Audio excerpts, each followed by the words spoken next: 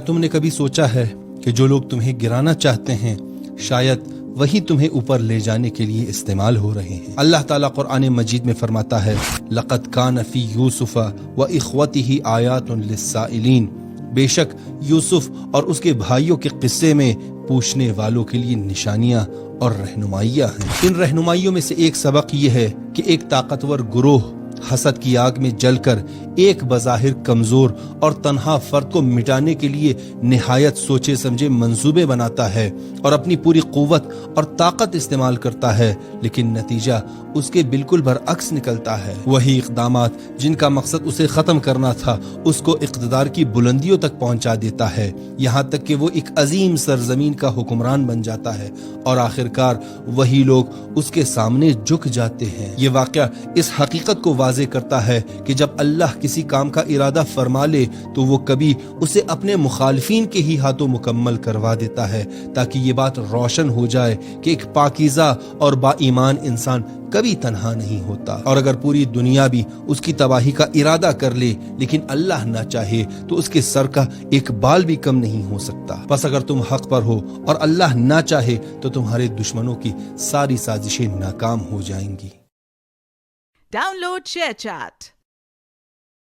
ان اللہ یحب التوابین، اللہ قرآن میں فرماتا ہے بے شک اللہ بہت توبہ کرنے والوں سے محبت فرماتا ہے، تو ہمیں توبہ کرتے رہنا چاہیے، بلکہ ہو سکے تو صلاۃ التوبہ کی عادت ڈالیں۔ روزانہ رات سونے سے پہلے ہم گناہگار ہیں، ہم سے ہو جاتی ہیں خطائیں، تو 2 رکعت صلاۃ التوبہ پڑھ لیا کریں۔ اس کا طریقہ کیا ہے کہ رات کو یا دن میں بھی پڑھیں تو مکروہ وقت نہ ہو، 2 رکعت اس طرح صلاۃ التوبہ پڑھیں کہ اس نیت کے ساتھ 2 رکعتیں پڑھیں کہ اے اللہ ہمارے گناہوں کو معاف فرما، ہم توبہ کرتے ہیں، اور جب سلام پھیر لیں تو ہو سکے تو سجدے میں جا کر یا رب اغفر لی، یا رب اغفر لی، یا رب اغفر لی، اے رب کریم مجھے بخش دے، یہ 3 بار کہہ لیا کرے سجدے کے اندر جا کر جب نماز سے فارغ ہو جائے۔ اس کے بعد کہ حضرت ابو سعید خدری فرماتے ہیں جو بندہ سجدے کی حالت میں 3 مرتبہ یہ کہے یا رب اغفر لی تو سبحان اللہ جب وہ سر اٹھائے گا تو اس کی مغفرت ہو چکی ہوگی۔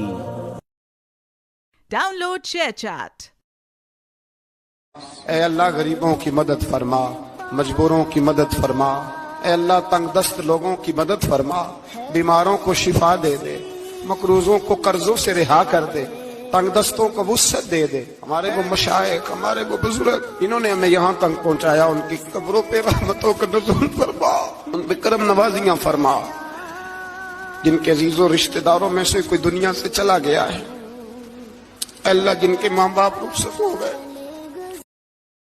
Download ShareChat. Download ShareChat.